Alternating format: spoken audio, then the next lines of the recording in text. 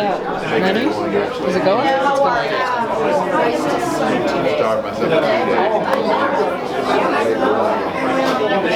Okay, so we're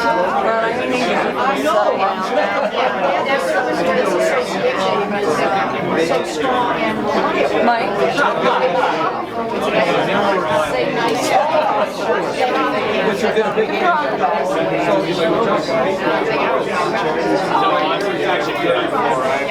It's the same principle.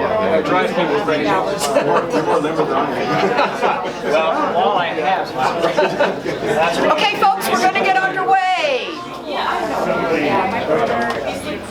Don't let me dissuade you from getting a glass of wine or beer during the event, though, and getting it right now is a good idea, too. Welcome to another Science on Tap. I'm Linda Deck. I'm the director of the Bradbury Science Museum. Oh. My biggest fan. Thank you. Huzzah. I'm glad you're here because what we're going to do today is to learn from the scientists themselves some of the latest cool research going on at Los Alamos National Laboratory and other associated cool topics that are pertinent to our life today. The Science on Tap is a program of the Bradbury Science Museum in association with the Los Alamos Creative District. And to tell you a little bit more about the Creative District is my biggest fan, Rin Herman. Hello! Hi everybody, welcome to Science on Tap. This program happens monthly on the third Thursday of every month. And if you get us your email, we will let you know when it's happening. Sorry I was a little late with this email. It was busy last week with Science Fest, so but we're delighted to have you here to learn all about preparing for the eclipse. And I'm the new curator for the Creative District, and I just wanted to let you guys know if any of you are interested in helping out with the Creative District, we'd be thrilled to have you help out with that. Just go onto the website and let us know. Do it, Libby. Do it, Libby. Do that. Yeah. What other stuff does the Creative District do, Rin? The Creative District, besides all of the on-tap events, let's see, we do the Tuesdays at the pond in the summertime. Thank you, Linda. And that is kind of like Gordon's concerts used to be, but on a Tuesday night. And it's usually a small group. This coming Tuesday is going to be Community Wins, I believe. But you've also done like performance troops and things like that. Jugglers even. Jugglers. We've been known to have their jugglers, yeah. But we most recently, we just had just this Tuesday was a guy out of Santa Fe who does blues. He was great. We just recently had punk opera, and we will try just about anything at Tuesdays at the pond. It was good. It was amazingly good. So, but we do some traditional things like Community Wins as well. So, and that runs this year until August 8th. So come on out next Tuesday and join us. And we look forward to seeing you at Tuesdays at the Ponds and future on-tap events. Yes. Thank you, Rin. Thank you very much. Thanks, Galen. Thanks, Linda. The other on-tap event occurs on the first Thursday of the month, and the topic rotates from history to nature to art. And so, always the first Thursday here at Unquarked, thank you so much for hosting us. We really appreciate them providing us a wonderful convivial venue for this. Now I'm going to say something kind of unconvivial. Turn off your cell phones. Silence your cell phones, okay? Do that right now so that we don't get any disturbance during the program. And then also I want to point out there are comment forms on all of your tables. We want to know how you enjoyed this talk. We also want to know if you have suggestions of topics you'd love to hear for future talks, because Linda and I find them, put them together, and and we really pay attention to what you are interested in. So please do tell us. We'd love to fulfill your dreams in that way. The next Science on Tap will be the third Thursday of August, which is the 17th. Our presenter will be Tim Hamlin, a laboratory scientist with the Space and Remote Sensing Group in the Intelligence and Space Science Division. He's going to talk about recent research into lightning, a really important topic for us at this time of the year, being in monsoon season, how it originates and propagates, and why we're studying this at the lab, what else it can help inform us about. That one should be very interesting. Before that, we've got another big event coming up, public information about science event coming up next week. Next week will be Frontiers in Science. This is a continuing series that is put on by the laboratory fellows and our office, and public lecture series. And the topic next week will be whether there's weather in space. If you were here at On Tap in May, was it May, Linda? When Jeff Reeves spoke to us back then. Jeff Reeves will be the speaker at Frontiers in Science. And this is all about,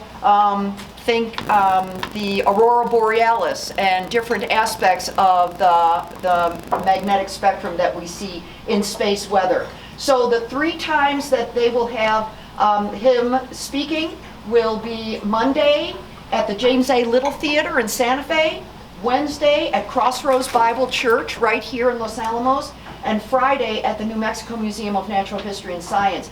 Each one of those begin at 7 p.m. and they are free and open to the public. So I encourage you to go hear Jeff speak. He's a wonderful, wonderful speaker.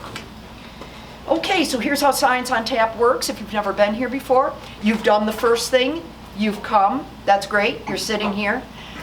Some of you have gotten food, that was also probably a great idea. A lot of you have drinks, that's another great idea. This is a convivial atmosphere to engage in science. It's not a lecture, it's not like that. Our wonderful speaker will begin by introducing the topic and giving some background to it. And then it will be more of a conversation. And I'm sure there'll be lots to converse about tonight because of our speaker's topic. So let me introduce our speaker, who I'm sure many of you already know. Galen Gisler is an associate scientist with LANL's Theoretical Design Division, Integrated Design and Assessment Group. He originally hails from Clovis, New Mexico. He has a BS in physics and astronomy from Yale, and a PhD in astrophysics from the University of Cambridge, and did postdocs at the Leiden University Observatory in the Netherlands and Kitt Peak National Observatory in Arizona. And he came to the lab in 1981, working on, among other things, extragalactic jets, tsunamis, asteroid impacts, and particle beams. So really wonderfully very interesting topics. He officially retired from the lab in 2006, but maintains his affiliation. His great interest in astronomy, of course, extends to the phenomenon of eclipses. And so today he'll talk about the upcoming total solar eclipse that will occur all across the United States, and I hope you've picked up your little giveaways, maps, and so forth that Linda had on the table back there. He'll talk about that. He'll talk about his plans to see it and study it with students. Yes, yes. So I'm sure he'll give us some tips too in studying it. So please welcome Galen.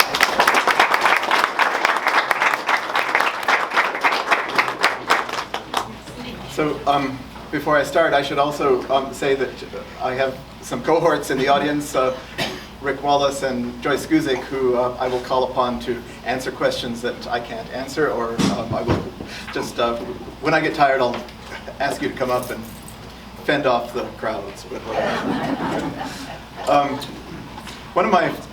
So Wikipedia does things like make lists. I mean, that's one of their favorite things to do, making lists of things.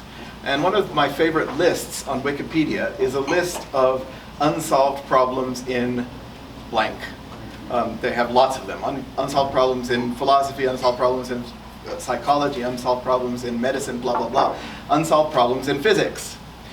it's a long list.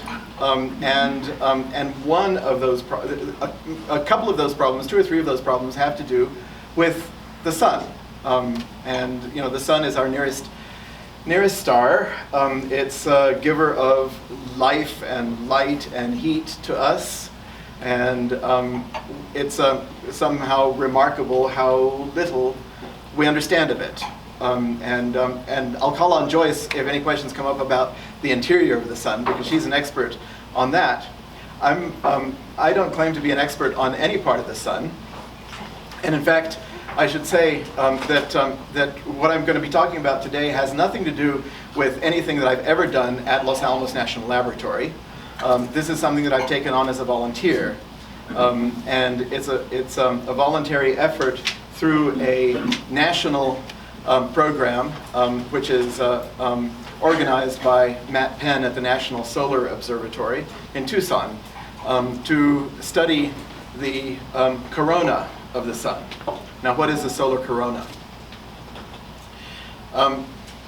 People first saw the solar corona, and for thousands of years, the only way to see the solar corona was during total eclipses of the sun. When the moon blocks out the light of the sun, what's left is this eerie halo that's around the sun that people describe in various ways. Corona, of course, is the Latin word for crown, also Spanish word for crown, corona. It's also a beer, but that's...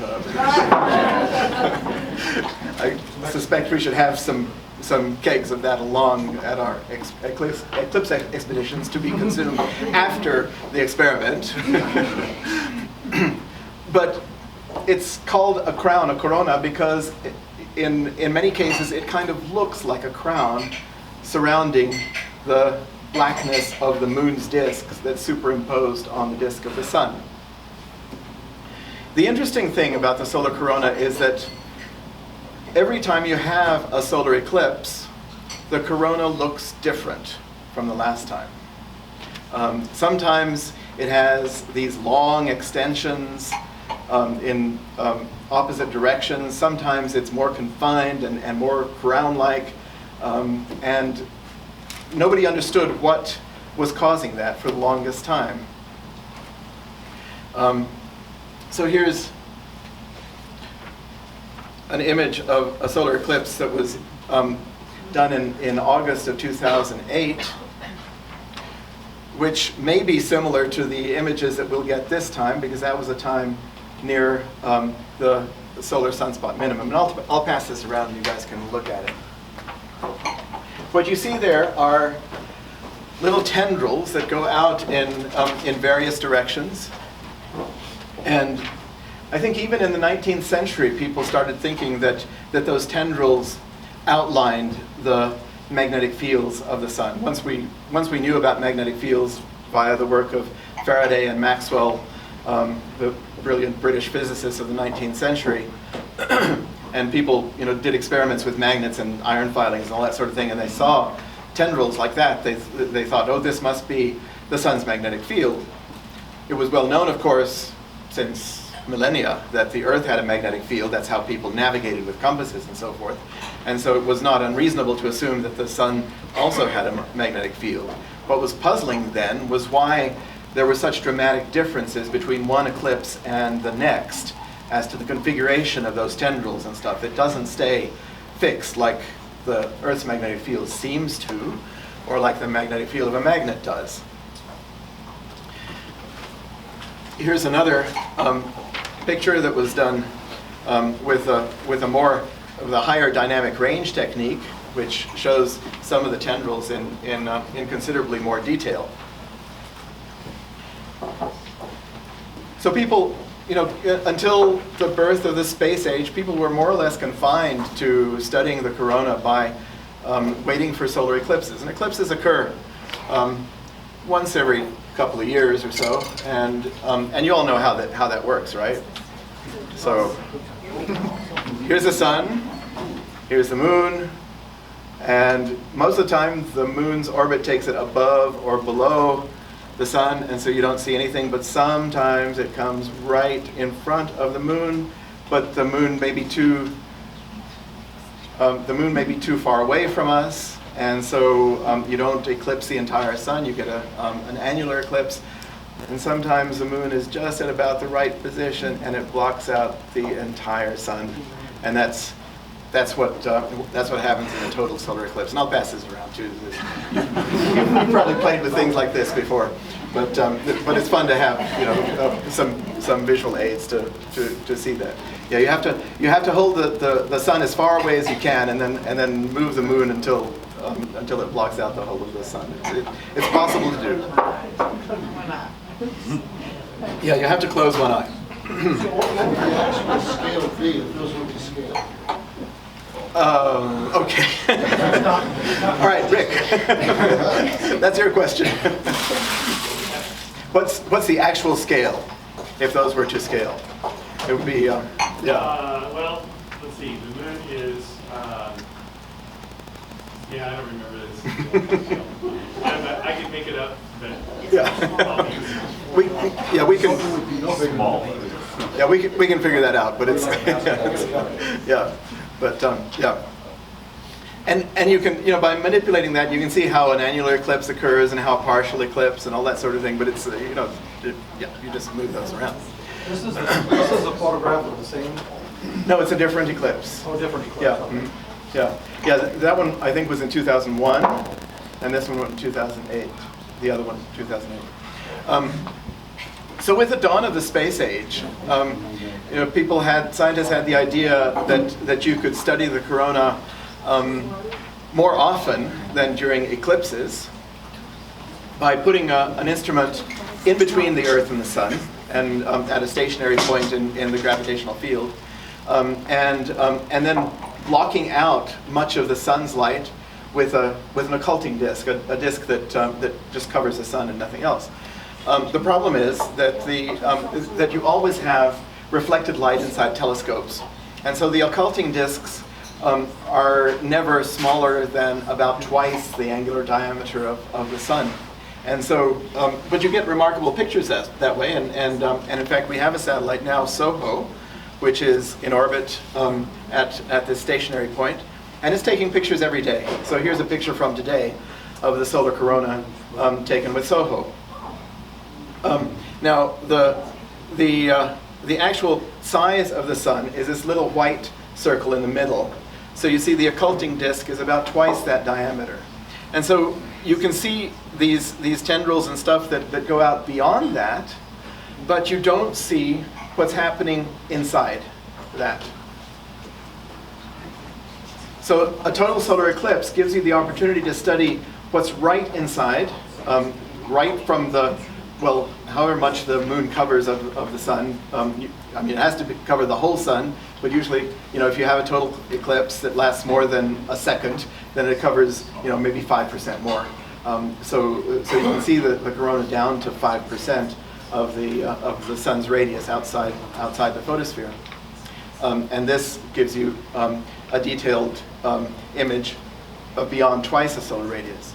Now, if you look at the SOHO website, you can download movies of the outer corona of the sun, and it's very dynamic. The sun shoots off what are called coronal mass ejections, which are big blobs of plasma, ionized gas that shoot off from the sun in various directions.